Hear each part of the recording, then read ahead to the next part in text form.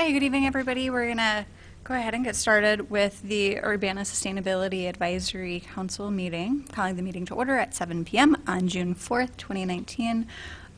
Will staff please call the roll? Stacy Gloss. Present. Dustin Allred. Here. Todd Rusk. Andrew Stumpf. Here. Morgan White. Here. Scott Tess. Here. Maddie Garbaz. Here. That's what we have. Great, we have a quorum this evening. In your meeting packets that Scott had sent out to you, I think the week before last, you were provided with the minutes from the May 7th meeting. Is there a motion to approve the minutes from May 7th? I move to approve the minutes. Thank you, Morgan. Is there a second? I second. Great, thanks. Are there any changes or corrections to the minutes?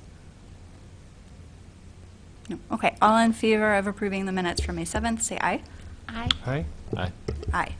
Thank you, that passes.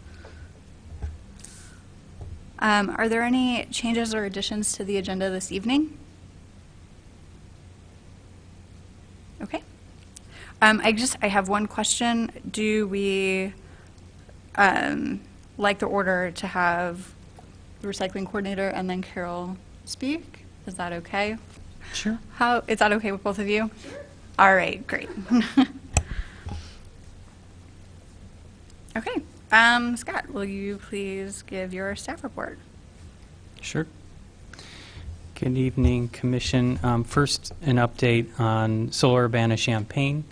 All of our dates are finalized for solar power hours. They're on the website. We've got print materials that we're distributing at cork boards and also at the farmers market.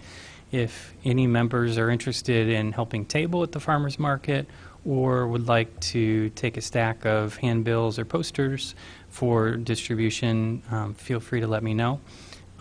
We've had a couple of solar power hours already. Attendance is a little bit light compared to previous years. That may change. We'll see. But we're going to carry on with our schedule and do as much promotion as we can. Would you mind just repeating what that website is again? SolarUrbanaChampaign.com. Moving on to our landfill solar development. The city's developer will be applying for the Solar for All low-income community solar incentive. That's the next incentive opportunity for us. That application period closes in a couple of weeks, and it will take a couple of months for them, for the administrator, the IPA's administrator, to evaluate the applications. This is not a lottery. It is merit-based, and we think we have a very meritorious proposal, so we're hopeful we'll be able to secure this incentive. If not, we'll look forward to the next opportunity after that. Scott, what's your sense of is the incentive any different than for the adjustable block? I'm thinking maybe better even.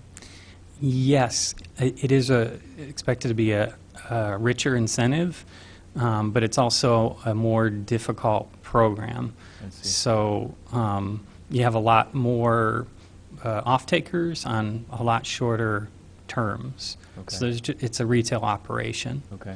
So there's just a lot more work to it. And in part, that's why the incentive is richer. Yep. Okay. Moving on to water. The city and the Integrated Pest Management Institute have received a grant from the Lumpkin Family Foundation again to do our public engagement around natural lawn care practices. This is the Midwest Grows Green program that we're partnering with. We're also partnering with the Urbana Park District on that. So last year we did the public engagement, homeowner facing. The Integrated Pest Management Institute did the retailer-facing engagement, and then the Park District and the city both identified some landscapes that they would convert to a natural lawn care practice, so no synthetic chemicals. This year, we're doing all of that again, except that the 2 properties that we converted last year to natural lawn care, we're going to begin doing top dressing of compost from the Landscape Recycling Center, so organic top dressing compost. And we were able to get a small top dressing compost spreader, 50% funded with this grant. So we'll be acquiring that piece of equipment and using it on a city property and the Park District property. And so in that sense, we're going to be cultivating, building a stronger turf and precluding the need to go back to chemicals at any future time. If I recall, one of the plots of land that was going pesticide-free was just on the corner here, on the southwest corner of the city building. Was that correct? Correct. I call it the south lawn of the city building. Okay, how did that go? I think it looks haven't good. looked at it, paid attention to it, but yeah, It looked looks good. great. It looks Great. great. Take your shoes off. Moving on, just Hey, Scott. sorry, on yes. So I'm curious about so with the Lumpkin Family Foundation, what program area priorities and what kinds of issues that they're promoting and interested in funding? Which of those were we responding to with the practices and the applications? I don't recall this section. I know they have a couple of priorities that they talk about they want to fund on their website. The Integrated Pest Management Institute takes the lead on the grant application. I see. But it's certainly like a human health and environmental protection angle that we're approaching them with. Okay. Moving on, a note on public engagement. Staff participated in Parkland College's National Green Infrastructure Certification class. We had 3 different folks from Public Works who joined their class for a couple of hours. It's a week-long class, 40 hours, and you get a certification. We joined for just a couple of hours to talk about the city's approach to green infrastructure, specifically our existing green infrastructure facilities and the maintenance that comes along with them. So that's a really nice opportunity to be able to engage in that national certification program. It's run out of Parkland College. Youth Cycle, Courtney, who's here today, and her partners in the cities and counties here locally, had another electronics recycling event.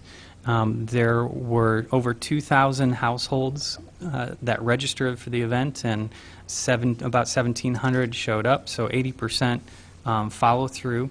You may recall that in the past, there was just an endless line of folks who would show up as early as they could, hoping to get through the recycling event and dispose of their equipment before the day was over. We now have a online registration system, so individuals get a specific time slot, so they don't wait. They show up at that time slot, pull in, unload, and move on. And so 80% of the folks who sign up for a time slot are showing up, so that's great.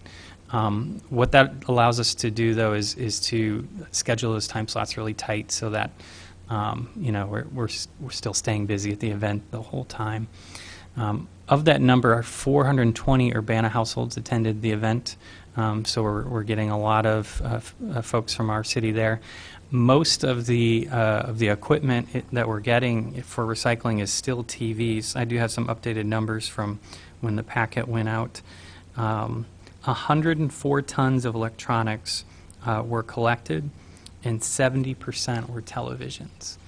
When will it ever end? I can't imagine how many TVs are out there, but we just keep taking them and recycling them.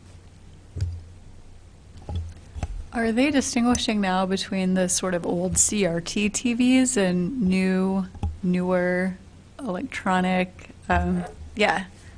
So, well, for purposes of the manufacturer recycling program, so the manufacturers are now paying for the processing of the recyclables. And so in terms of their reporting, they have to delineate the types of televisions. But for our purposes, we'll take everything in the event.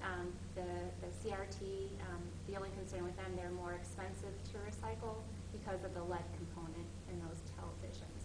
But that's the majority of what we also saw. In addition to the 70%, most of those were the old model CRT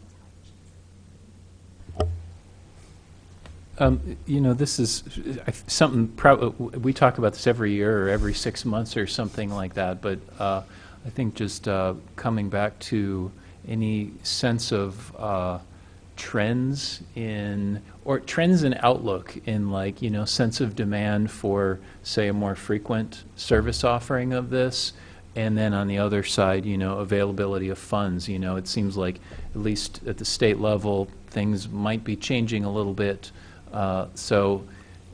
Anyway, you know, demand for services and then funding outlook. Any comments? I think we book our registration every time, right? Yeah, so there's definitely... Courtney, would you come up to the microphone, because people on the TV can't hear you without it? Thanks. Sure. So yes, we definitely have demand for these events, and with the new program that started in 2019, where manufacturers do pay for the processing of recyclables collected, they offered the option of also, if a community set up a permanent location, they would pay for the processing of the electronics, not necessarily the transportation aspect, but the processing. So myself and other leaders, Champaign County and City of Champaign and Savoy, were talking about it.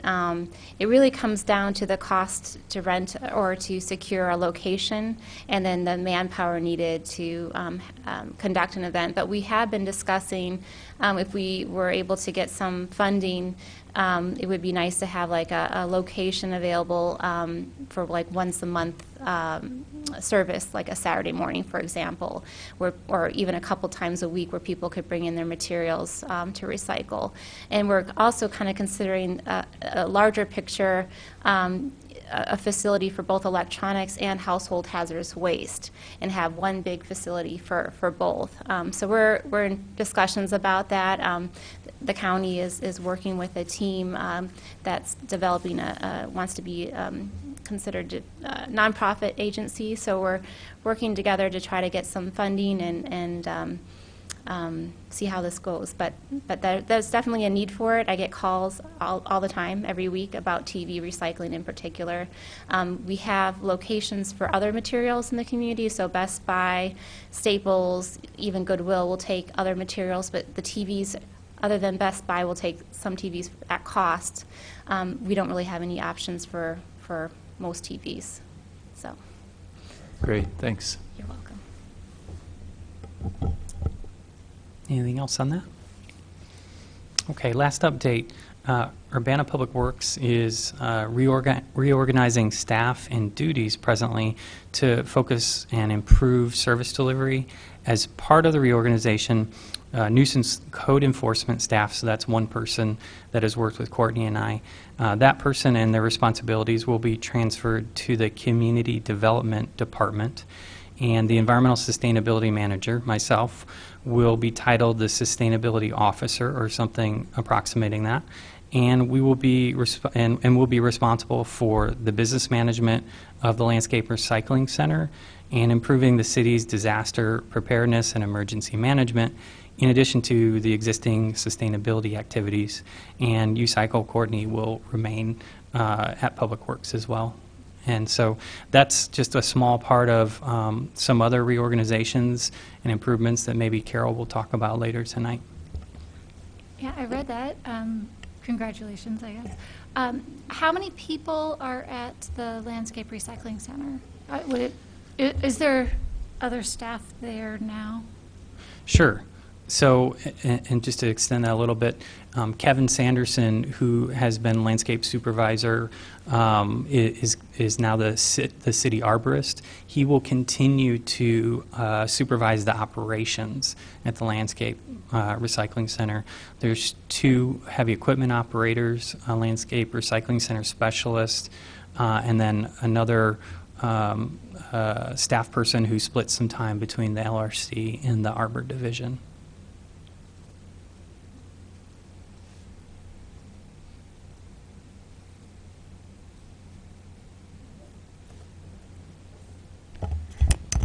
next Sustainability Advisory Commission Oh, sorry. meeting? Usually we Next see it. Sustainability Advisory Commission meeting would be July 2nd at 7 p.m. in council chambers.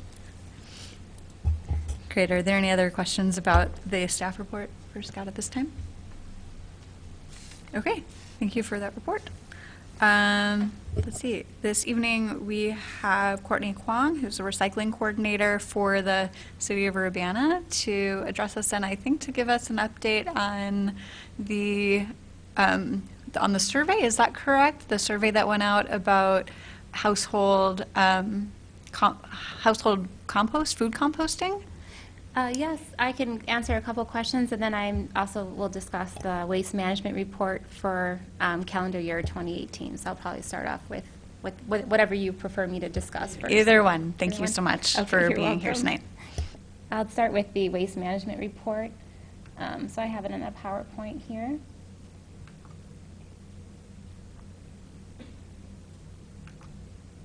Okay.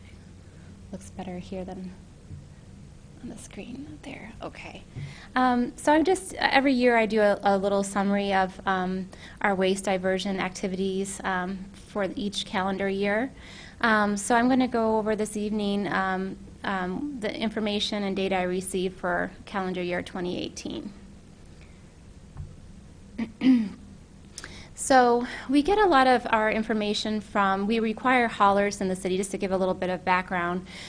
We require our garbage haulers that are licensed to operate in the city to provide us information about how much waste they pick up from Urbana residents, garbage I should say, and also recycling, and in addition, compost, I should say landscape waste as well. So we require them to provide this data to us on an annual basis. By the end of the calendar year. And again, most of it is kind of estimated, but over the years it's gotten a little bit better in terms of their estimations of what they pick up from households in Urbana. And also additionally, I should say, we get information from our internal staff as well for materials recycled, in particular from our different divisions within Public Works, from Fleet, for example, or Arbor and Engineering. They provide us data points as well. So in 2018, total waste generated throughout the city of Urbana, it was, again, these are estimated tons, about 46,000 tons generated in that calendar year. Of that, 27,000 tons were landfilled, 18,000 tons were recycled, including construction and demolition debris, and about 1,100 tons were composted, a little over 1,100 tons were composted based on the data we received. So based on all of that data, our diversion rate in Urbana is at 42%. That's close to what it was in 2017. I think it was around 44% that year. So we're kind of on the same level. We're kind of consistent as we have been in previous years.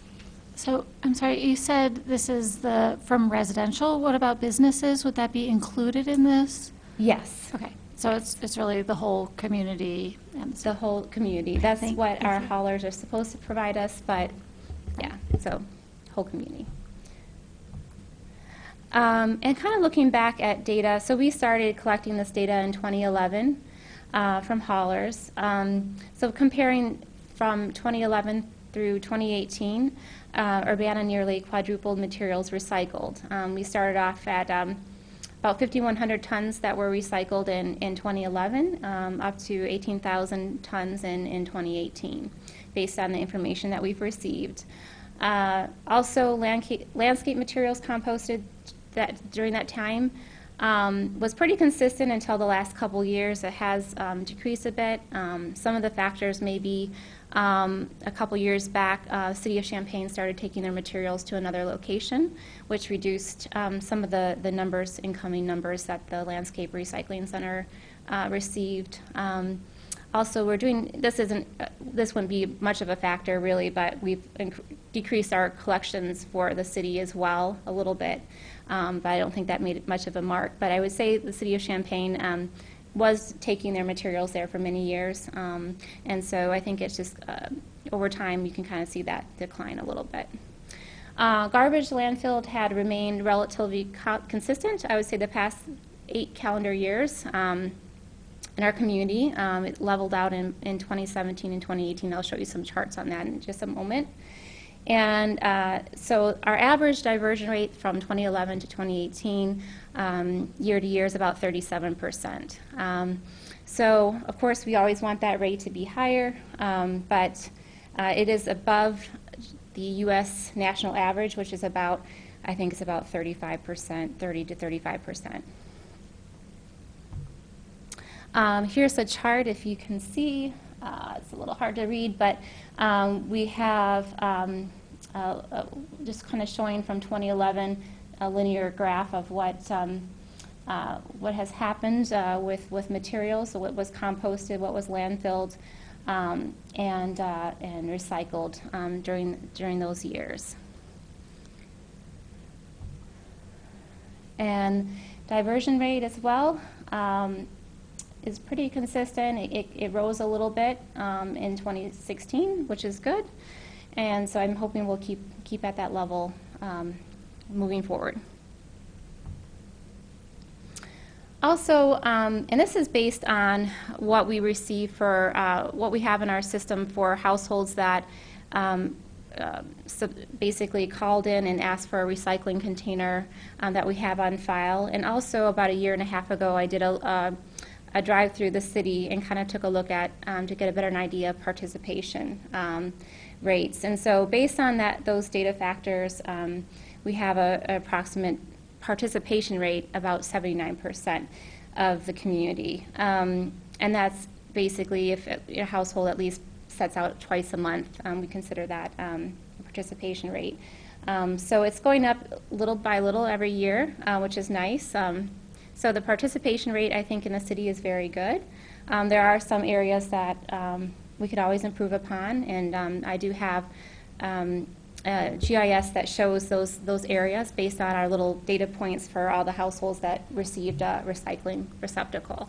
So I think that one of the misunderstandings in Urbana is some people think that you have to pay extra for the curbside program, and it's my understanding that's not the case, that everyone is paying the same, like all the property owners are paying that tax anyway, and so anyone who's not participating can do that at no additional cost because it's already being paid for. So how would somebody join? You should make your plug about how people could sign up right now.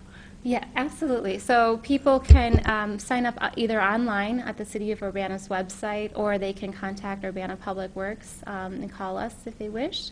And we try to get the word out as much as we can.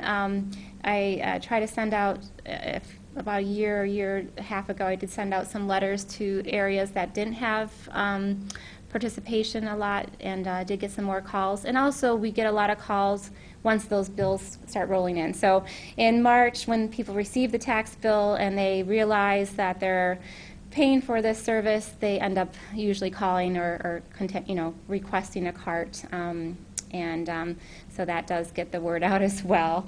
But people can certainly look online and sign up or give us a call. Here, I have a question. For this participation rate percentage, are you including like apartment complex recycling in this, or how do you calculate that? Not apartments, so just curbside only. Apartments is a little trickier. I would have to actually probably do some auditing and surveying per section by section. So it's difficult to kind of gather that data right now. It's possible, but it's just a little more difficult. So this is easier for us to curbside is much easier. With apartments, especially in this community, there's a lot of transient population. So every 9 months, 9 or 12 months, there's a new people are moving in or moving out and so forth. So, but that's a good question. That is something I strive to find out, is the participation rate with apartments, because generally it's a lot lower. With U.S. studies, is a lot lower than curbside, unfortunately, and that we want to change that as well. So that made me think of a question. So you're talking about, like, of the people in the apartments, how many are using the recycling bin? But for the multifamily places, do they all have one of the U-Cycle dumpsters? Like, is that part of our requirements, or is it optional? It is required. So all It of is them part have of our one? ordinance that all apartment units have receptacles, toters on site. Even if they don't want them, they are required to have at least one on site for their tenants to use. So, good question. Okay. So in 2018, youth cycle programs, that includes our curbside household program and our multifamily apartment program, it combined recycled about 3,600 tons of materials. That averages about 301 tons a month that we take in from both apartments and households. And just using the EPA's WARM calculator, I don't know if you've heard of that, it's a waste reduction model calculator. Within that 3,600 tons, they estimate about 1,000 metric tons of carbon dioxide emissions were avoided monthly, and it was the equivalent of taking about 2,600 vehicles off the road monthly as well. And then I'm just going to talk a little bit about some of the costs, and these are household costs for garbage collection. And based on our licensing, so we license haulers in the city of Urbana. Usually about 7 or 8 haulers are licensed to operate and to collect garbage from households in Urbana. And the average cost per household for garbage collection is about $19.79 a month, or $237 a year annually. And then the average annual recycling collection cost is about $38.72 a month, or a year, I'm sorry, per household, or it comes down to $3.23 a month, and that was from the 2018 tax rate at that point. And so we'll kind of get back to that information, but just to give you a little bit of background for solid waste disposal, and this was taken from a study, it was the Illinois, I'm trying to remember, the Institute of Government and Public Affairs. They did a report with some University of Illinois staff members. And this is a little dated, it was back in 2010, but they estimated the average garbage disposed in Illinois was about 2,088 pounds per person per year, which does seem like a lot, but that is pretty much what they're saying is the average nationally as well. The average number of people per household is 1.92, and so the average annual household garbage disposed of per household per year is about 4,009 pounds. And the curbside solid waste, or I should say our housing units in the curbside end of things, is about 8,800 housing units currently. And we estimated that using this, and there's a calculation on the bottom, but using the number of households multiplied by the 4,000 pounds per household per year, it comes to about 17,680 tons is landfilled from households per year in our curbside program, or curbside households, I should say. So estimated household garbage cost, total estimate is about $2 million, just over $2 million a year. And then you'll see the calculations down there. Cost per ton is about $119 per ton for garbage costs, and cost per pound is about 6 cents a pound to dispose of garbage. On the other end of things, multifamily, we have about 9,600 housing units in the multifamily program. And then we have about an estimated, I think I wrote down, it's about estimated at 19,418 tons of materials are landfilled each year. So again, taking the number of housing units multiplied by the 4,000 pounds per household per year, we come up to the 19,400 tons that are landfilled estimated per year through the multifamily sector. So the multifamily household garbage costs in Urbana are estimated at about $1.2 million per year. The cost per ton is about $62 a ton, and then cost per pound is about 3 cents a pound. So it's about half the cost that the curbside garbage cost is. Curbside recycling costs are, and this is from our annual collection contractor cost. In 2018, it was $163,371 for that year. The tons of recycling collected in our curbside program in 2018 was about 2,300 tons. So our cost per ton, using that data, was about $70 a ton for recycling in the curbside program, and cost per pound was about 4 cents a pound in the curbside recycling program. Multifamily recycling costs, our annual contractual cost in 2018 was $175,914. Tons of recyclables collected in 2018 was just over 1,200 tons. Cost per ton was about $137 per ton based on that information, and then the cost per pound was 7 cents per pound estimated. So, and I'll kind of talk about what that is, but let's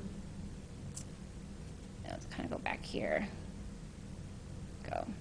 So in our multifamily program for recycling, it is a little bit costlier, and basically that's due to we get less materials in general from our tons that we receive in our multifamily programs.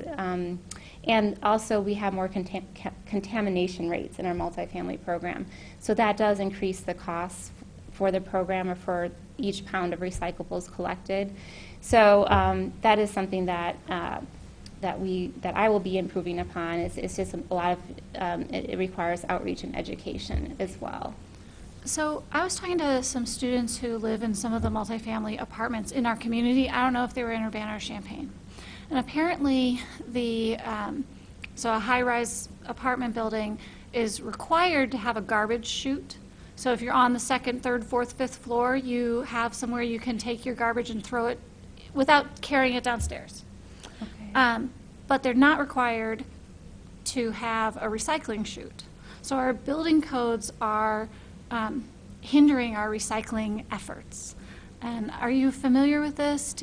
Have you heard about this at all? I've heard about it. I don't know I don't remember. I know Scott and I, it's been a couple years, we talked about it a little bit for when new, when there's new planning involved with these apartment complexes, it would be nice to offer I think we were talking about, or I'm trying to remember who I was talking about, but to have that in the planning phase of it so that they do include things like both chutes for recycling and garbage. Yeah, it seems like something that would be pretty low cost and could really make a dent on this, really make a difference. And I think there's only one apartment that I'm aware of in Urbana that does have a chute for recycling, and the others do not. I mean, we have recycling receptacles there, but there's one that, yes. And I'm hoping, and I don't know for sure what the answer is, but that the newer construction will also be considering this if they're a high-rise as well.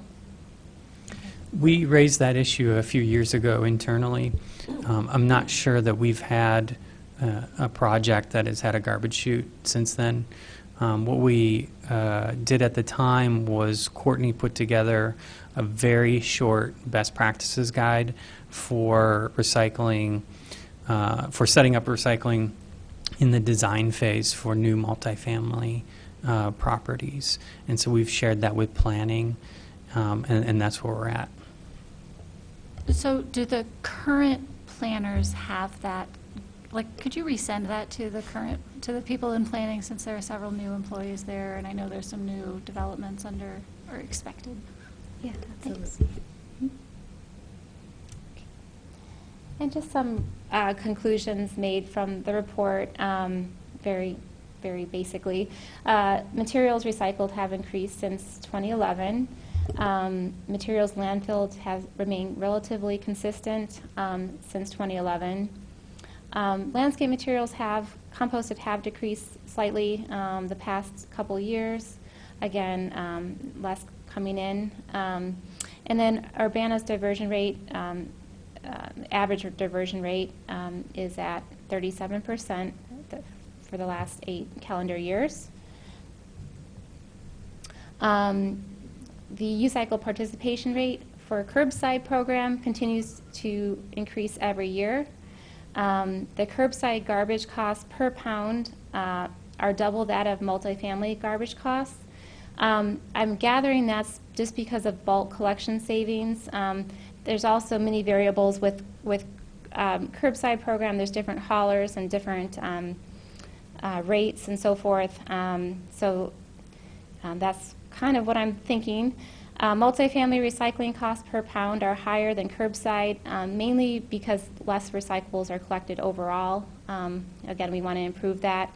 And also contamination rates are a lot higher in our multifamily program than curbside. And so staff will continue outreach and education efforts, especially at multifamily housing, to increase recycling rates and decrease contamination.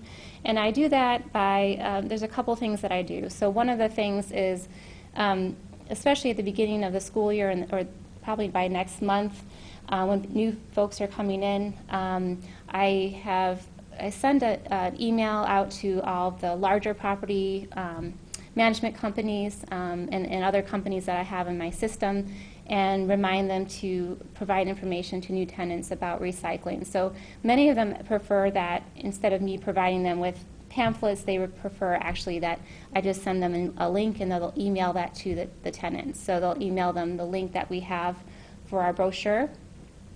And also we have, and I should have brought one along, but we have yellow OOPS tags. Is that, we call them OOPS tags.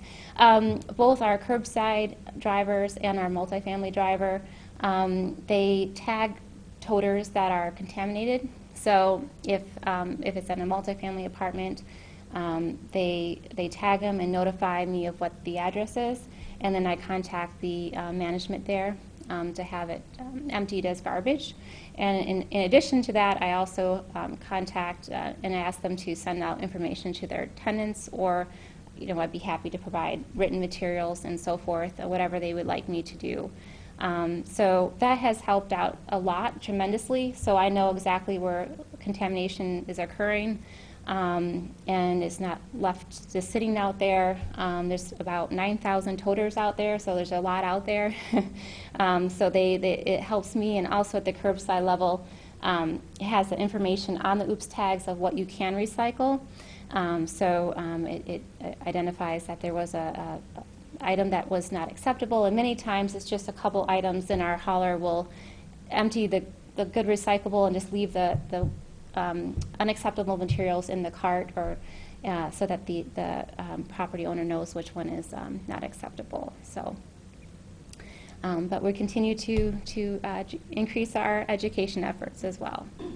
So, any questions for me?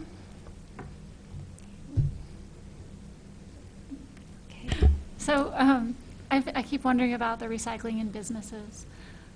Could you explain, and I've heard it before, but I'm interested in what we could do as a commission to sort of move the needle. Could you give us an overview of how recycling is encouraged by the city in the businesses, in local business? So as part of our licensing, we do request that businesses, or that our haulers offer recycling services to businesses, and pick up materials that we would accept in the U-Cycle program, but we don't require it. We just we say that we would like them to offer that service to Urbana residents, but it's not a requirement at this time. What about conversations with the businesses? Do you do some messaging? I know that U-Cycle doesn't pay the funding for U-Cycle doesn't cover the businesses. That's why I'm trying to understand sort of what's happening now, because then maybe we could come up with some things that could happen in the future. Of course. So it was probably 5 or 6 years ago. It might have been even longer. I think 5 or 6 years ago, we did do a survey to some businesses to ask them if they would be interested in providing, if the city were to offer services for recycling, and it was, I think it was about 50-50 if I remember correctly. Some people were interested, some didn't have a say. There was a lot of discussion about having downtown business recycling, so the smaller downtown businesses, and having maybe shared containers. It's kind of like our multifamily program where we set out containers and people can utilize them. But I think there was discussion of cost issues and so forth, but we haven't really explored that recently. It's been about 5 or 6 years since we did that very short survey, but that's definitely something we could look into. I think even, going to, sharing information through the Urbana Business Association, or I guess just bringing it into the discussion more is what I was picturing as a potentially low-cost method, right? Saying we have a city climate commitment, we have a clear need, and you have the ability to make this shift, sort of educating the businesses that this is something our community is pushing for, and that whoever it is that's hauling their garbage can collect recycling separately. Something to that effect is Yeah, kind absolutely. of the lower side. Yeah. Yeah, we can look into that.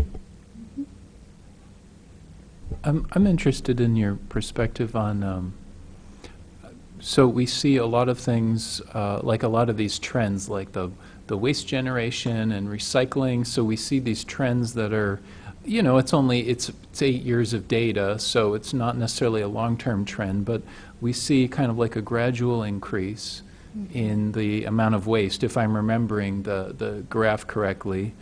And our diversion rate is, mostly steady. It's respectable, so it's a good showing. And I guess what I wonder is, like, what are your kind of high-level thoughts on, where are the opportunities, and where are some of the big opportunities to make a dent in it?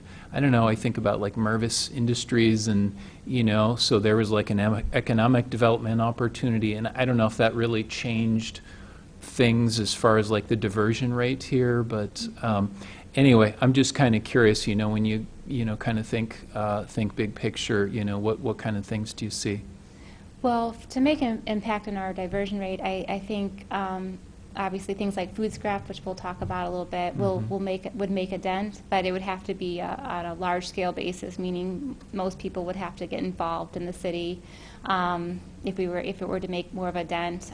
Food scrap for sure, and I think if landfill tipping rates in our area in Central Illinois are not very high, and so it's not an incentive for people to. We don't have a landfill here in Champaign County, but for haulers to go to Danville or elsewhere, so the rates are not a deterrent because they're fairly low. So things like that could make an impact if they were a little higher. But definitely food scrap or inclusion of perhaps commercial businesses in the recycling end of things, get everyone involved with that could definitely make a dent, I think, in our diversion efforts. What about mixed plastics? Is that like what are the other big ones besides the food waste in the undiverted stream? Well, I think food waste is one of the larger ones. I mean, there's other items out there. Packaging material would be one on my mind. Okay. Some provinces in Canada, some states are looking at packaging. Some other countries in Europe are doing packaging. I see a lot of packaging when I'm out there. So packaging waste, film and that kind of stuff does add up. And now with with mainstream online, Amazon and even these food service delivery companies, there's a lot of packaging out there, and I think that could make a dent if we had a program. And so there's product stewardship legislation involved with some communities in some states, requiring manufacturers to take responsibility for that packaging and offering recycling options for that packaging. So I see, packaging could be a big thing, as well as food scrap diversion, and of course getting maybe commercial sector involved as well. But I would say packaging and food scrap are probably some of the items that I would see most in the waste stream that don't have a place to go. And also, there's also bulky items as well. We sometimes don't think about, like mattresses, carpeting. That stuff takes up a lot of landfill space and is a nuisance. And there's a lot of states also considering banning those from landfills as well, and that makes a dent too. Especially in this community when we have a lot of apartment complexes, and in the university, there's a lot of I see a lot of mattresses out there or carpeting that's being taken out. So larger, bulky items like that could make a dent as well if we had some legislation action on those types of items and recycling options. Now, mattresses are very expensive to recycle. It requires a lot of manual labor to take apart mattresses, and they're coming up with ideas and ways to maybe streamline that and have it automated, and that's what they're kind of working on now. But there's a lot of ideas, but I think packaging, food scrap, and some bulky materials like carpeting and mattresses are what come to mind for me. Interesting. You did you had some data. Oh, I'm sorry. I just wanted to add to that answer. I think there's also a big bite in construction and demolition materials. That too, A couple of years ago, the city benefited from a private business who recycles construction and demolition materials. And there are cities out there who have some requirements, some regulations regarding C&D recycling. That's another big bite. However, I think we should be careful prioritizing quantity, like diversion rate, because it's easy to measure, versus quality. So, for instance, we can recycle a lot of drywall, but that would pale in comparison to the importance of properly recycling household hazardous waste, which is far more dangerous, toxic to us, versus drywall, which might take up a lot of space in landfill, but is essentially inert. It's not going to leach nasty stuff. Right. So, we fixate on the percentage diversion because we know when we get to 100, we're done, right? And we can measure that. But the quality aspect is really I important too. appreciate that. Yeah.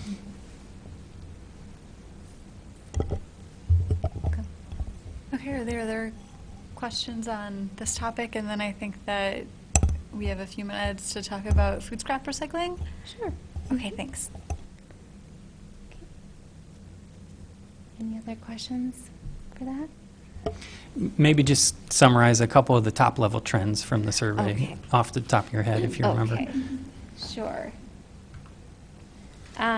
So, and I don't know if Scott provided you with a memo or not, but Scott, I think I do have a PowerPoint. I don't know if that's necessary or if I should just... It's up to you. But, okay, it might be easier for me to show it on the screen here.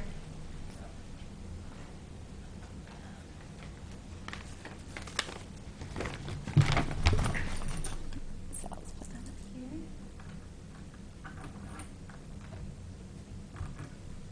Okay.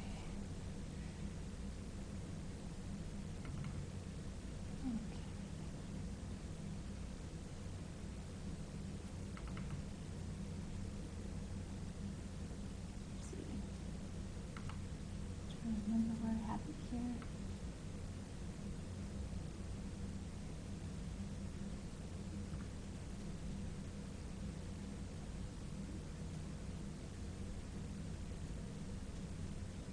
Sure this is the one or not. I don't think I have this on here, so I will just go over it. I apologize. I thought I had something here. Oh, right here. Okay. Too much on, okay, yes, I do have it. Okay. Research on food scrap, as you can see. There's a lot of files there. Okay, whoops. Let's get this over here.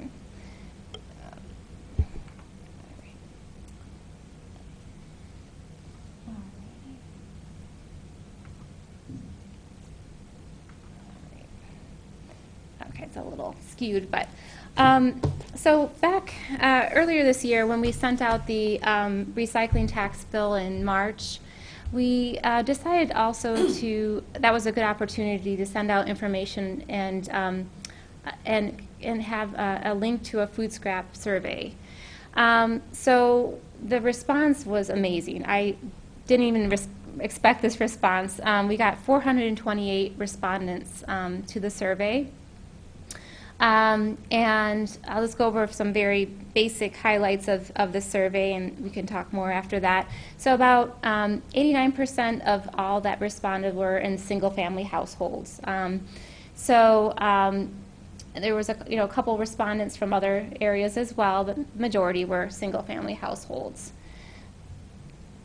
Also, the majority of respondents own their home, about 83%. And we just kind of did some information just out of curiosity of how many people were in each household, and the majority had a two-person household, about 47%. And this is cut off a little bit. What happens to leftover fruit and vegetable scraps at your house? The majority of, and I do apologize, I don't have that there, but the majority said that scraps are thrown into the garbage, about 66%, which I expected. But what was more interesting, and sorry, this is hard to read, but the second one where it says 43% of respondents were scraps that were composted via backyard composting or vermicomposting. That really surprised me. I was actually very surprised that I thought that was a high rate. So 43% of people said they utilize either backyard composting or vermicomposting for their food scraps. So I was very impressed by that number. And then there was a good percentage that also just dispose of scraps through their in-sink disposal units at home as well. And then how do you dispose of your yard waste? So when we talk about this survey, we didn't want to just talk about food scrap. We would include, potentially include yard waste as part of a program if we were to proceed with it. So the other aspect of it was we asked questions about what happens to your yard waste or yard landscape trimmings at your household. Majority of people said they utilize the city's spring and fall collections. And then again, that was the 69%. And again, second, compost in backyard, about 40%. So that was a good number too. Another 40% said they brought their materials to the Landscape Recycling Center. And again, this was surprising to me, this result. I was very pleased to see it. Do you currently compost food scraps at your home through backyard composting or other methods? And about 46% of people said yes. So again, it was almost half and half. I was impressed that people are utilizing backyard composting or other methods to recycle their food scrap. And then to the folks that replied yes to the previous question, how long have you been composting? Again, the majority were composting, about 50%, for 6 years or more. And the next question was, if you currently compost, what types of methods do you use? And the top three is kind of hard to see again. I think this is, yeah. They said 46% created a backyard compost bin enclosure themselves. 42% used a compost bin or tumbler that they purchased. And 25% just use the pile it up method in their backyard and let it compost naturally. And if the city of Urbana implemented a voluntary subscription-based program for collecting certain food scraps, would you participate? And again, majority of participants said, about 61% said they would, and about 31% said maybe.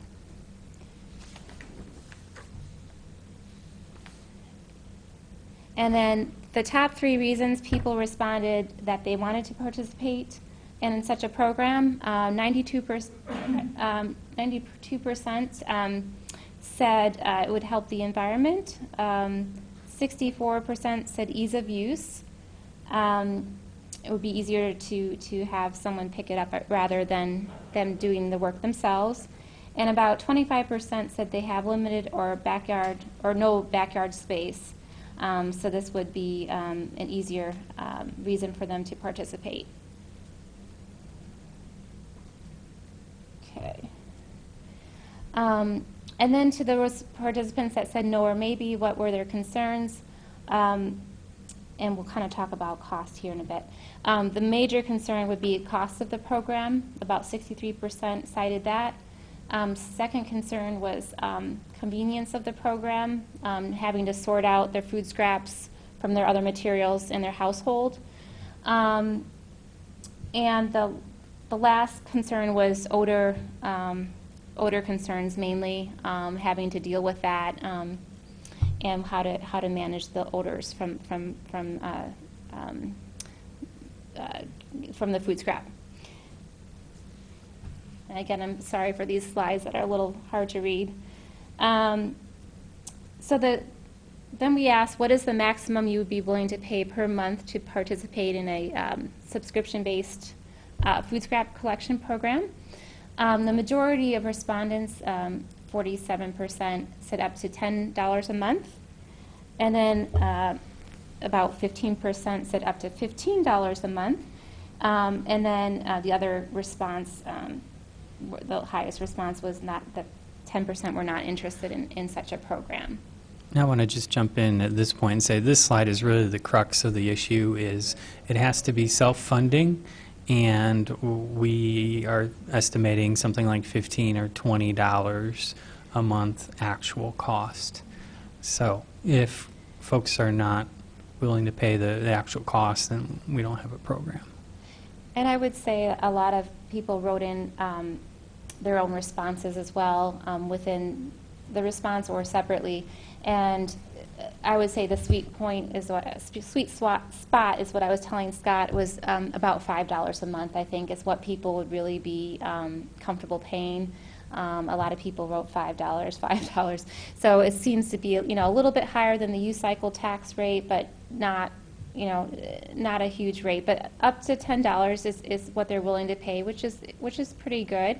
But again, based on our studies, and also based on if we were to offer subscription, it would be a costlier program. And that would be hauler costs and different container costs and so forth. So it's just a higher cost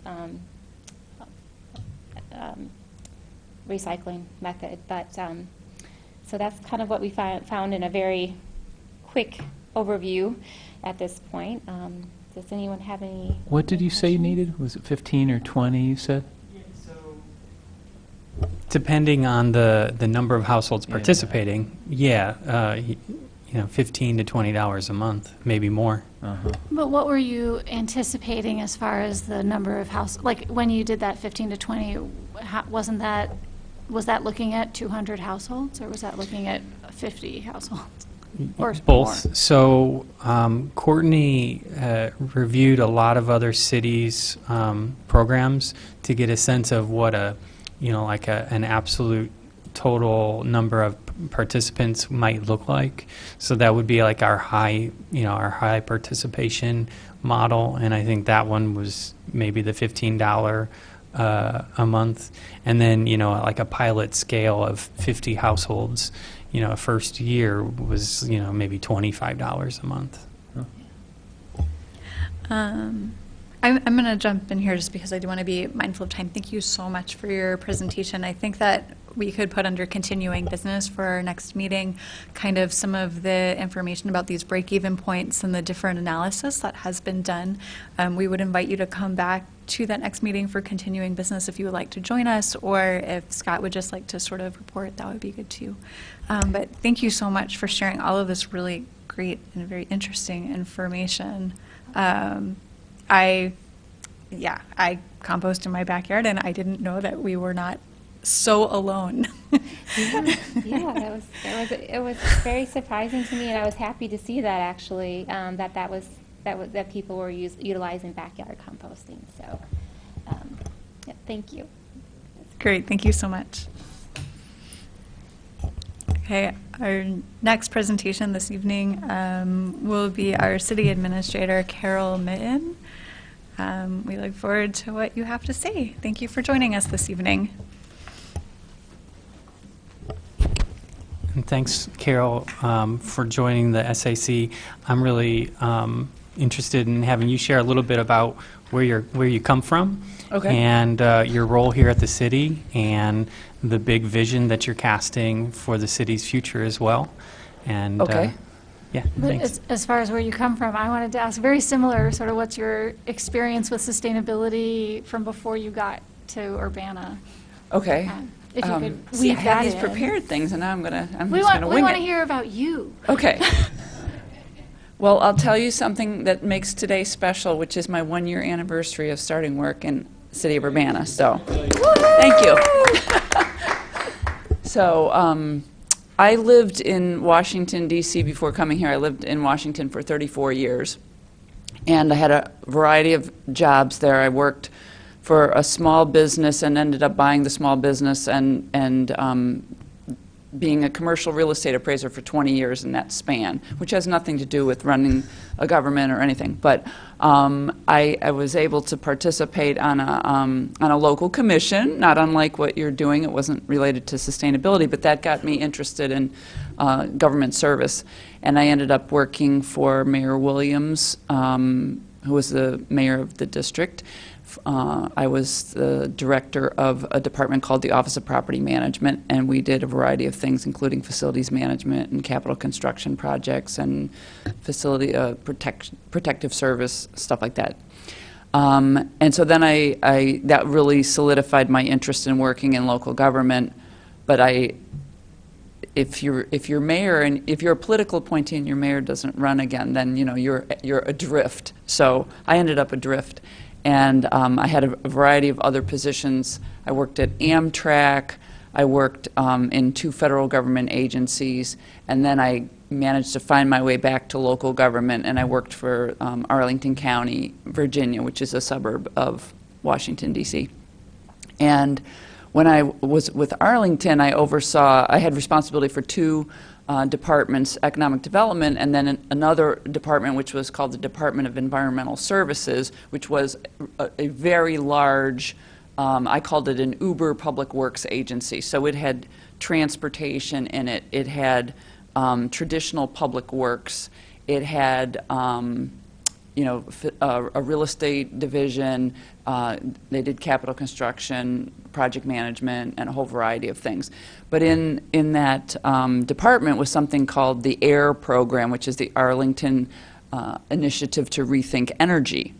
And so that group was devoted to the kind of work that Scott and his team have been devoted to, although there was a lot more money in Arlington to spend. And that's when I really, that's probably the most in-depth participation I had on anything related to sustainability in the span of my career. And one of the things that we were struggling with the AIR program in particular was it was a standalone program, and not unlike the sustainability piece here. And the goal really was to stop having it be separate, and how do you integrate it more in your just daily activities? Not unlike what we do about, like workplace safety. You shouldn't have a separate group that worries about that. It should just become part of the culture.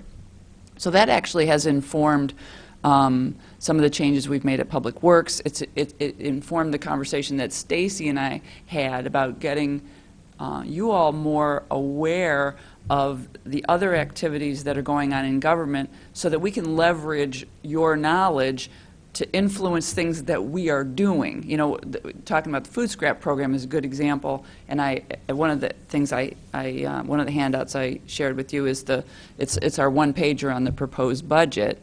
The reason why you have to, if you're going to have a new program, it has to be self-sustaining, is because we don't have any extra money right now.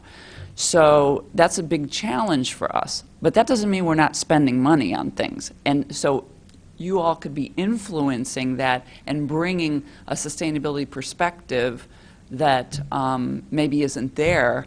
And so one of the things I wanted to talk to you about is how I think you could become more integrated into the activities that are already going on.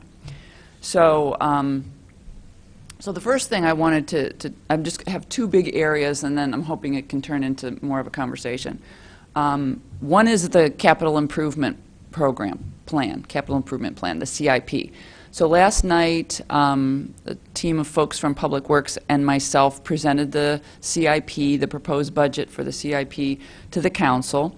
And we focused on several major asset classes. So we focused on sanitary sewers, we focused on storm sewers, sidewalks, street lights, streets, and then public facilities. And the big takeaway from all of those, big takeaway message, all of you live in Urbana, so this is a message for you too, is we estimated that for those major asset classes that the value, and this is, this is kind of just a ballpark number, the value of those assets is $1.2 billion. The amount that we spend to repair and replace those in a typical year and what we're planning for FY20 in the CIP is less than 1% of the value of those assets. So imagine that they just had a regular a useful life of 100 years and you were just doing a straight line replacement. We are not even keeping up with that. That would presume that they were already in good condition. They're not. And it doesn't work on a straight line basis. So that's how underinvested we are in all these different kinds of infrastructure. But one of the things that we're doing is we're really trying to put our arms around, okay, what is the magnitude of the challenge ahead of us, because we've never talked about that here before.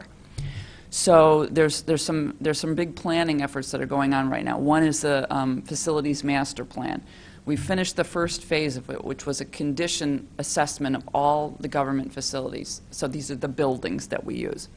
And what we want to work towards is doing a space needs assessment and then doing an actual master plan that says, okay, which of these buildings, we already decided last year we're going to close the Civic Center. That was kind of an optional kind of a building. We don't need the Civic Center.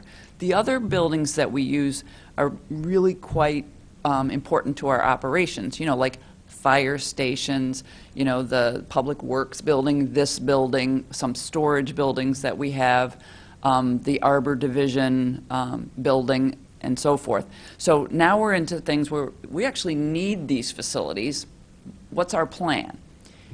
Especially given that that's just one set of challenges. Another set of challenges we're exploring is our stormwater system. We haven't updated our stormwater master plan since 1980.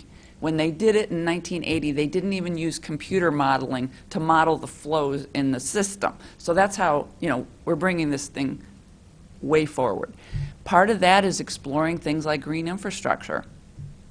Part of the way you can influence, public facilities is, think about energy efficiency, think about, all different kinds of sustainable materials and so forth. And then the third thing that we're also focused on is we're having an assessment done of all of the pavement condition. So that's all the streets and our city-owned parking lots. What is the physical condition of those, which is, it'll be a big surprise when we find out that they're almost all in poor condition. But there's a whole ranking system that is a nationwide, the Army Corps of Engineers developed, called the PCI, Pavement Condition Index. And then we'll know the magnitude of that problem. So learning the magnitudes of all these different things that are facing us is going to lead us to a new approach to how do we spend capital dollars, how do we prioritize capital dollars. But the whole goal is we're going to need to spend some money. So the more that you all become familiar with these studies that are going on, these initiatives, you can help inform the implementation side of that so that when we're fixing a street or rebuilding the stormwater system or building a new facility or retrofitting a facility, that's fully informed with, we're getting as much out of that dollar. We're getting functional utility, but we're also spending that in a sustainable way. That's one sort of set of activities that I would encourage you to get involved in. Then another has to do with planning efforts, particularly downtown. So the second handout I shared with you is the nice summary. This is the shortest summary that we have of the What's in Your Square effort. Did this group participate as one of the groups? Yeah. Okay. If you haven't had Kevin Garcia come back and give you the full rundown of the results, I would encourage you to do so because he makes it real interesting. But so this is just the high level summary. But so if you participated in that, you know what kinds of activities were involved. And the one that was most interesting, which is sort of depicted on the back page, this is one version of looking at how people decided to place different activities in this 9 square block area, is this idea of having a blank page to use. And what you get out of it, if you get to look at many of the designs that people did, no one's really interested in the status quo of parking lots and the mall, just everything being where it is. And one of the things that also comes out of the survey results is that the market on the square is that is a driver, that is an anchor, that is an important driver of activity downtown. And one of the challenges that was identified in the downtown plan, which was from 2012, which you see people trying to solve doing this, is that the market is not particularly well connected to the balance of downtown. So when you take the blank page, what did people do? Even though it tended to be anchored here because that's what people are familiar with, people moved it around. So we are getting ready to issue an RFP. I'm drafting it so it's not moving along as quickly as it could because I have a few things that I'm doing. But the Market at the Square Advisory Committee has been talking for some time now about sort of like what's the next evolution of the market. Some people want the market to grow. Some people want the market to have some permanence, because it's basically, the way I describe it, it's a pop-up activity every week, and it just comes up out of nowhere, and then it disappears and comes back and disappears. And so there's nothing aside from that archway sign that is permanent, and there's a lot of drawbacks associated with that lack of permanence.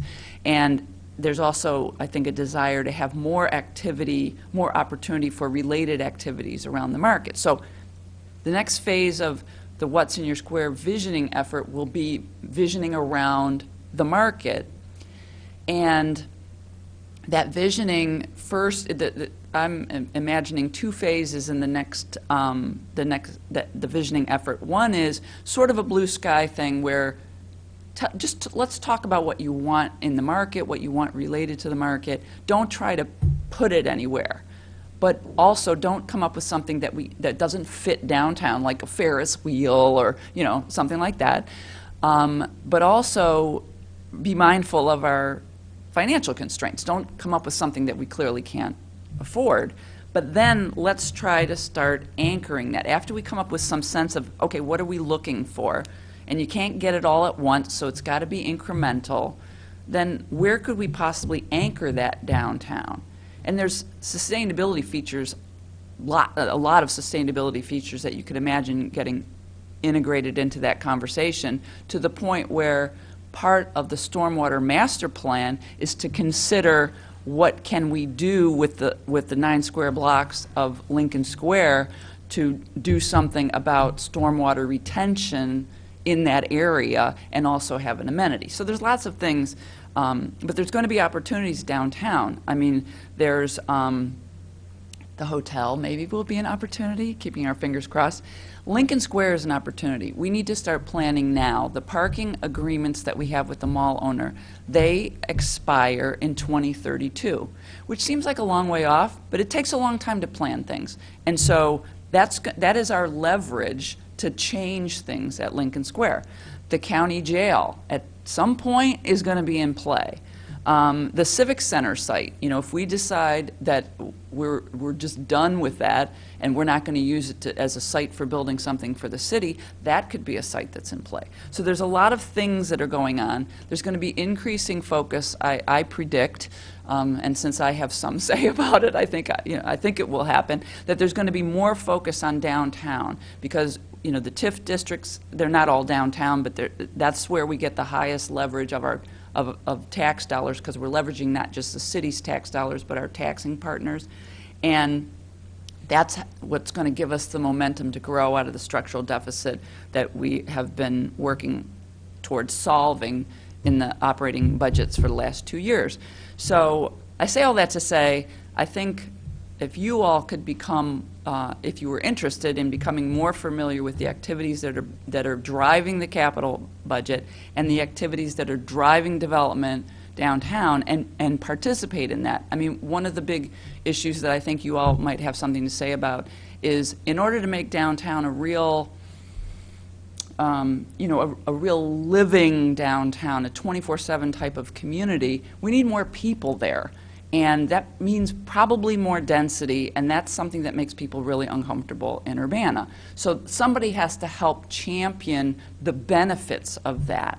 And if that was something that you all found to be resonant, then that would be something that, you know, we'd love to hear other voices on. So I'll say that's what I wanted to start the conversation with, and I'm happy to talk about that or anything else relevant to being the city administrator of Urbana or my background. Okay. Okay. I have maybe a suggestion or something to think about for the Lincoln Square thing. Like, I go to Urbana High School, and normally when school's out, like, there's just droves of people that go to Lincoln Square Mall. I don't know, I'm not going to guess why, but there's just droves of high schoolers there right after school, so that's probably something to consider if you're planning on doing something with it. It's kind of like a hangout space for high schoolers after school is out, so it's just something to consider. Well, one of the things that I have, I bought a book for the guy who owns the mall, because he's got his notions about the mall, and I think he could expand his thinking. So I got him a book that's called Great Good Places or something like that, and it's about this thing called the third place. And its hangout space is your third space. So your first space is home, your second space is work, so I guess for a student that would be school. And then it's where do you go to interact with people that's not home, but it's this third place. And that's the mall. That's what we have. And we need to think about that differently because it's really important to community to have good third places. So your fellow students have figured it out, but it's probably not necessarily configured for the best kind of activities for some of them. But that's a group that we have to be responsive to. Thank you.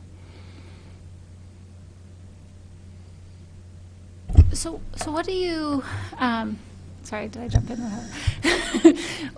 What do you see as ways that would be good for us to get involved? Because we've had the capital plan shared with the commission. So I think it was a year and a half ago, someone came, I don't know, one of the traffic engineers came and explained the plans for the streets. Okay. We pay attention to the bike plan, and I don't know if it's through this group or another group that we look at the long-range transportation plan. So So we kind of give some feedback in the process, sort of like with this, where the planners came and talked to us and we gave feedback. We also we had the folks from Public Works who are doing the stormwater master plan. And I remember being pretty pushy about green infrastructure. You said it's going to consider ways to incorporate it, and I'm like, no, it needs to find every possible way to incorporate it, like stronger. But that's still through here. So when you're saying, you encourage us to get more informed and involved on the things that the city's doing, do you kind of have a picture of what that looks like beyond the inviting people here? Well, I think so.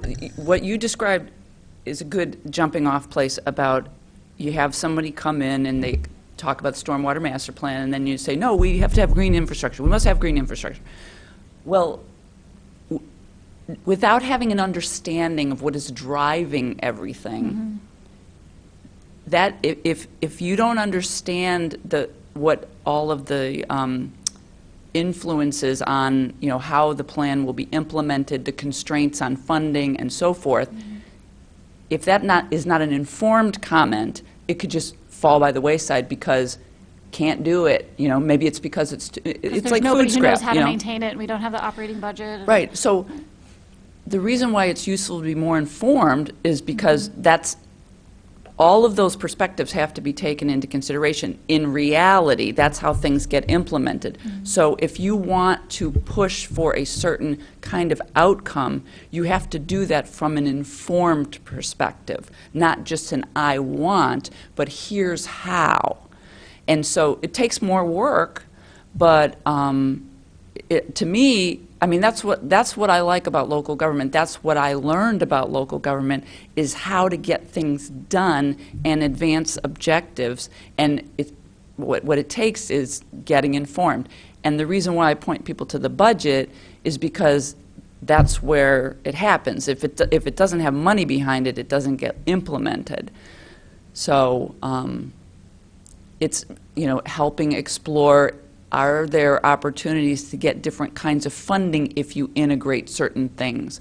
Are there ways, I think Scott and I have had some conversations about introducing some ideas around green infrastructure to people who are building something and trying to do that in such a way. Well, it's like the solar ready type stuff. There's this perception that everything that is sort of like extra from, like a solar perspective or maybe a green infrastructure perspective, that all costs extra. Well, maybe it does and maybe it doesn't. But like we were talking to, we went over and we met, the mayor and I went and had a site tour at the retreat. So the developer there, they build and then they hold, right? So they're renting all of these properties. They're paying utilities. So I said, well, do you integrate any kind of, what do you do from an energy efficiency perspective? They do very, very traditional things. But there would be an opportunity to go and try to educate. They're the biggest provider of student housing in the United States. There's an opportunity to go try to do some education to get them to change and adopt some different best practices. But all of that comes with being informed, and saying, hey, what's going on over there? Let's go meet those people. Let's get a site tour. And our staff can help arrange those things and do it from a perspective of like, well, tell us why you don't do X or Y, because we think that's a good thing. Why don't you do that? And then learn, and then adapt your approach so that you can meet somebody in a place where they can act on what you want them to act on.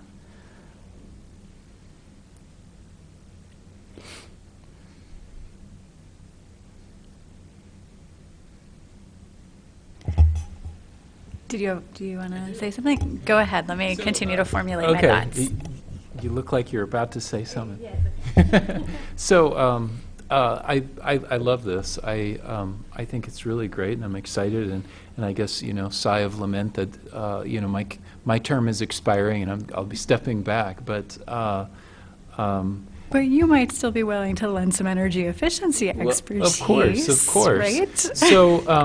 So I think this is all, I mean, I love the sound of this, and I was thinking about, so like one example of, Morgan, you're talking about, we had a presentation on, it was a capital budget, and I think it was a public works, and it was, it was nice, and it was informative, but it came at a time, I don't know, I guess kind of like you're alluding to, it came at a time when, well, it was pretty much set anyway, so any feedback was pretty much a moot point, and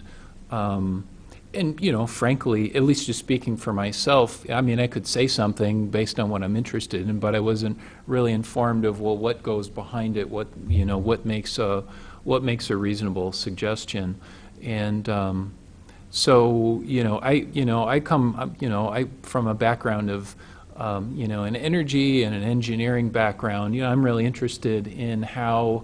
What are the processes and what are the factors and the variables that go into the decisions, and then, I think kind of like you were alluding to just now, maybe you bolt on this extra thing, maybe that's more, maybe that costs more, but maybe it doesn't when you kind of consider everything else. And so I guess, all that to say, I think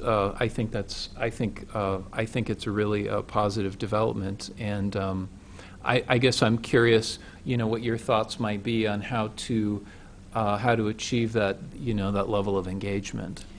Well, I do want to say something about just the way that you've taken in information from the CIP in the past. So we tried to change the approach, and it's playing on that monitor out there, just the slides, but you might want to watch the presentation from last night, because what we tried to do is focus on these major asset classes, and then how do we decide what the priorities are? And there aren't, as it has been done in the past with this, little dribs and drabs of money that we have, we've just it's crisis mode, right? We just figure out what's the most important thing, what is the most broken down piece of street that we have, what's the worst sidewalk. We can only do work on ADA compliance requests. We don't have time to, or we don't have the money to really actually repair sidewalks. We work on accessibility. So you'll get a sense from the presentation about sort of how reactive we are in various ways with the capital spending that we do. However, that's why I thought this was an interesting time when Stacy and I were talking, is because we're doing all these studies now, and those studies are in anticipation of, if you followed at all about what we're working on to solve the structural deficit, this budget that we're putting in place now for FY20 that will start July 1, that's the second year of a 3-year plan to, as I describe it, fill the holes, right? There's holes that were created by past practice, and one of the big holes is the structural deficit, but there's other pieces of it. So we fill the holes and we're even. Now we can build on a firm surface. The mayor calls it a foundation for the future, which I think is a great tagline for it. Okay, so in doing that, unlike everything that we do typically, with one or two exceptions, we have very little debt. Let me say that. The debt that we do have will be paid off in 2023. So we have the capacity to borrow money. That's the way we're going to have to implement these capital plans.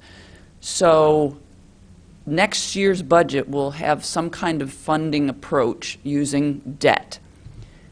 That's the time when all of this planning, we're going to move out of reactive mode and we're going to move into a different kind of mode, which is a perfect time to be helping inform those decisions, because that's when you can do things in a more thoughtful way, right? That's why I think the timing of the conversation that we had was, this is a great moment to start to get integrated in some of these efforts, and maybe you don't pick all of them, maybe you pick one, and you just get more involved. Like on the facilities side, on the space planning and needs analysis, there's going to be a whole bunch of focus groups that are going to happen, and a lot of them are going to be focus groups with, employees who use the space, but who else comes and uses the space? Customers. Well, you all might say, we would like to sprinkle our membership through those, because we're going to try to, we don't want to have like, oh, let's have a focus group with just this Sustainability Advisory Commission. You want to be part of something where you can ping off of other people. Well, maybe you say, we want to be involved in that, so that we can have an influence, so that we can hear, and that's the way you get more integrated into a process like that. One specific thing, you talk about, facilities, and and you also mentioned energy efficiency. There's a lot of available energy efficiency expertise here, and Scott and I have talked about that stuff a lot, and so anyways, that's available. So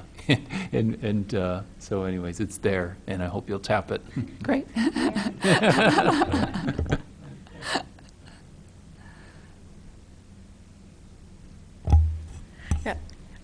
Dustin, I'm curious about some of your thoughts about some of this, because you do come from an urban planning background, and I'm just curious what you've been thinking about.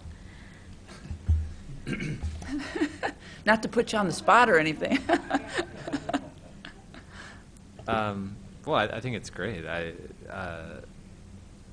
I'm also I've joined the Plan Commission, so I'll be seeing a lot of this from the perspective, hopefully, of working with developers to try and add that density to downtown where it makes sense, for example. So that's something that I'm really interested in, that I think is key, not just in terms of addressing a lot of sustainability issues, livability issues, quality of life, but also the bottom line of the city in terms of revenue that's being generated and collected. So. Yeah, that's exciting. I think that this is the focus of the city in some regards right now.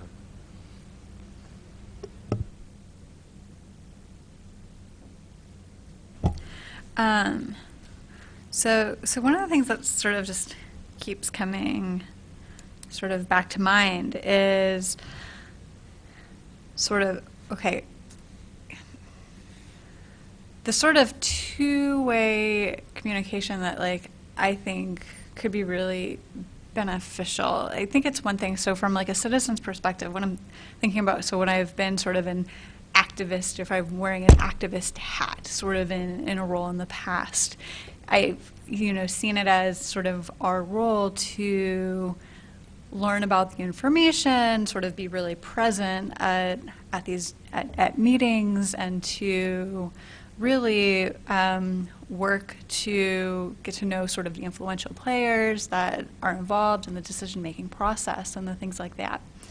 From an activist perspective, that's a little bit like, hey, we're really, really trying to push something here. We're really trying to get involved here in a way, and it might just be like on one project.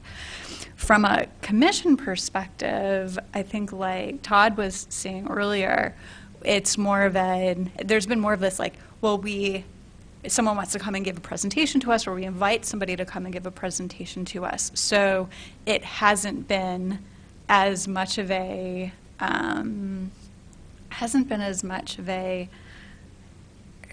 of like forward, I'm initiating this, I'm trying to put myself out there to get to be involved in this process in some way. And I'm kind of wondering if we could end up, or there might end up being a little bit of that sort of like push-pull through some of these processes as we sort of like think about how to get involved in some of the different planning processes that you are talking about. I am very excited about this work, but I also want to be cautious and not be annoying either. So kind of from your perspective, what might be some of the best ways for us to sort of approach that, for us to inform ourselves, but also from a city's perspective, kind of stay informed? I think that there's a little bit of process that would need to be worked out to figure out, what is that communication like? When is something happening? When do we know as commission members that all have, like full-time jobs and other responsibilities as well? How do we know when there's going to be, something coming up at City Council sort of in advance that we really want to be paying attention to, instead of just sort of relying on well, it happened at city council last night. So things like that. You know where I'm going? Yeah, I do know, I know what you mean, and I guess I view the pieces that I was talking about on the CIP as, that's early days on all that stuff. I mean, they just started the Stormwater Master Plan. We just finished the first phase of a 3-phase project on the Facilities Master Plan, and then the pavement probably is not quite as interesting to you, but you know, those are early. Yes, it is. Those are early days. But I think of something like I'll use 200 South Vine as the building that's, is it that way? You know, the old Goodyear site that is going to turn into townhomes, and they were tearing down the building today. That site was identified to be disposed of. There was an RFP issued and so forth. Multiple times there was an RFP issued, right? And there could have, I'm just going to make something up, that you could have said, hey, when you're disposing of that property, why don't you put some energy efficiency requirements on it? Maybe you say, I don't know how this works on a residential project, but when I worked in the district during the time that I was there, we came up with any facility that was built new that was district owned would be LEED Silver or better. So what if you said, you know, hey, you're going to be building some buildings here in the future, and the reason we picked LEED Silver is because there was a fair amount of documentation available at the time that any incremental cost associated with that level, silver, you would make it back in energy savings. So that was sort of like, over the life cycle, it was considered to be break even, so that wasn't considered onerous. Well, that's something that, you know, you all could be doing some research now, seeing what other cities do, making a case, and saying, well, you know, a year from now you might be thinking about what you're going to be building next or whatever. We'd like you to just adopt city policy that says anything that you do has to be, you know, whatever level you want to make it. And then that becomes integrated into those efforts or whatever. I'm just giving that as an example. But be thinking ahead, like, well, what would you want? So if we're issuing an RFP for something, like, is there something that you would want integrated into that? Like, we didn't think about any kind of energy efficiency thing, but we could have said it has to be solar ready, whatever you build. We didn't. We tried to do that at the back end, and it didn't work out. But if you can do that at the front end, and it's an expectation that's built into something, and a lot of those things there are, I mean, I feel like there's information out there. It's a question of just paying attention to it. You know, it's rather than having a here's one, fling it over to you. Maybe we could work better with Scott on that. But I would look. I mean, I think anytime we're spending capital dollars, you can get out ahead of those. Anytime we're disposing of property, we have the ability to influence. Anytime we're doing a development agreement. Now, don't try and do anything with the hotel. That's all locked down. But we don't need any more complications to the. What's that? No, we wanted the pond. That's then you get the stormwater pond, and you put parking underneath it. But you know, those are things that are that if the city has the ability to influence that, then you know there's an opportunity there for you to influence how we influence the whatever that project is. I mean, the other thing you could think of is giving incentives. So say you're doing solar, you can get them going so they can get the solar in so they can actually make their money back faster. Mm-hmm. Rather than trying to have them do it all themselves, and then give energy a different pricing than you would say natural gas or something. If the city wants to meet a goal down the road, then that has to have a price, I guess. So the challenge, just so that I mean, you need to. This is what I mean is like understanding where the dynamics, where we are generally speaking, is that. Like not unlike 200 South Vine, is straight up speculative development downtown doesn't happen without subsidy. So we want to get to the point where the market dynamics shift, where you can make money without subsidy, but we're not quite there yet. That's what was so exciting about the Gather project at Lincoln and University. It's that extended stay hotel and housing, because they weren't asking for a subsidy. And so it's like, okay, we're getting there. You know, we're getting there if we can get things that don't require subsidy. Union Gardens up at 4th and Bradley, they did not ask for a subsidy. Downtown, the dynamics are different. So think about that in terms of, we already have to incentivize the development to get it to happen.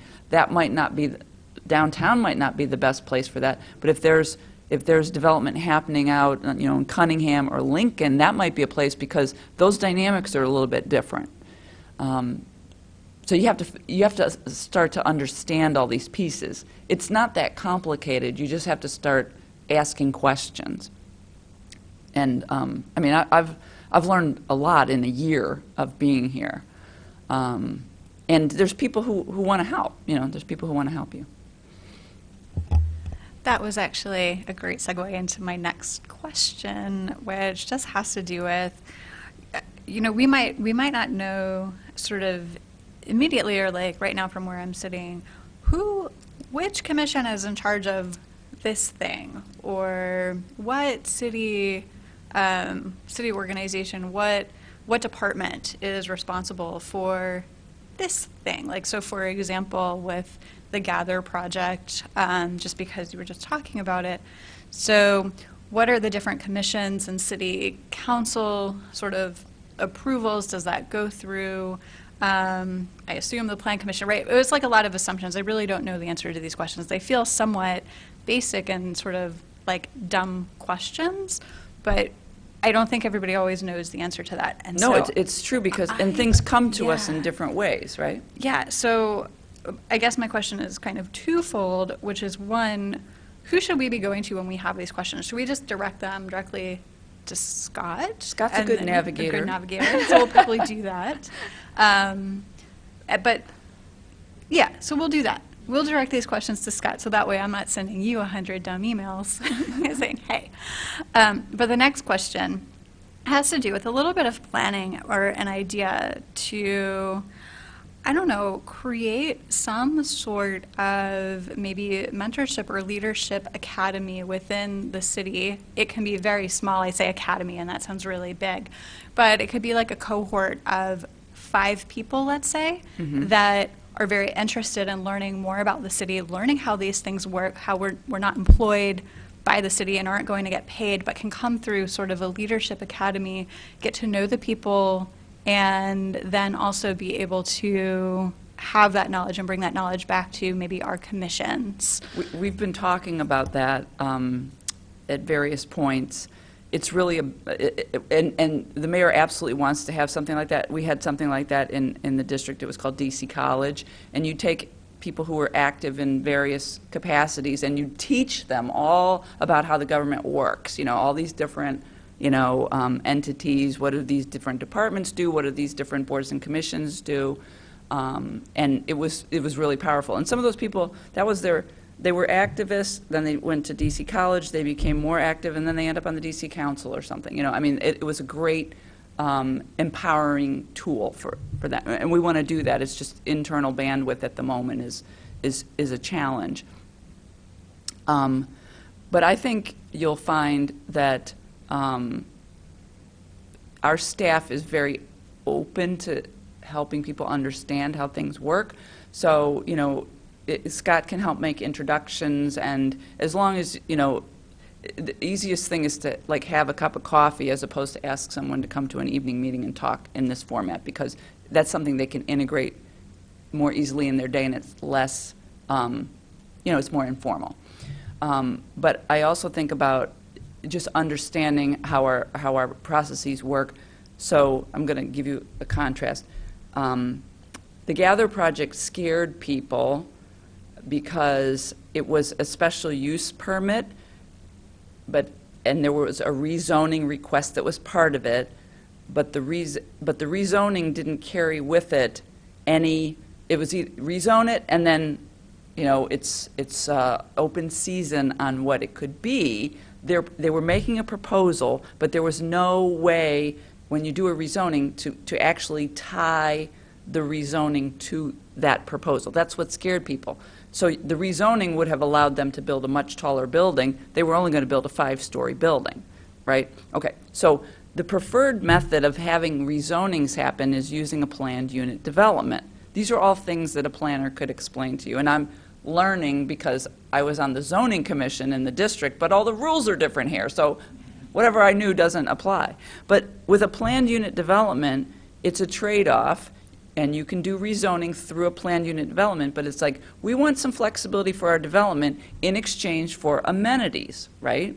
Okay, well, what if you try to learn that process a little bit more? I think we're going to see more planned unit developments come in because it's a way of managing community concerns better, and there have been a few that have come through. But what if you say to Office of Planning, how can we help integrate more amenities related to sustainability and into that process? What can we do?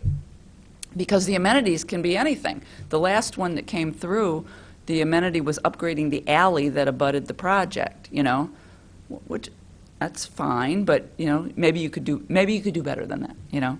So it's learning about how things are coming forward and just watching. So I would suggest that if you want to become more involved with being in on the ground floor of developments, learn more about planned unit developments and the amenities, and try to get more amenities related to sustainability built in.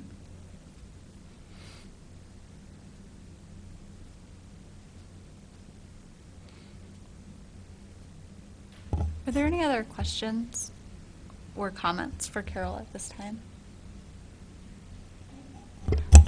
I just wanted to circle back. I think that this was an excellent, what you've said was really helpful to me personally, because, I mean, my full-time job on campus is sustainability, but as the commissioner here, I am here not as a U of I person, but as Urbana, as a community member. I'm here as Morgan.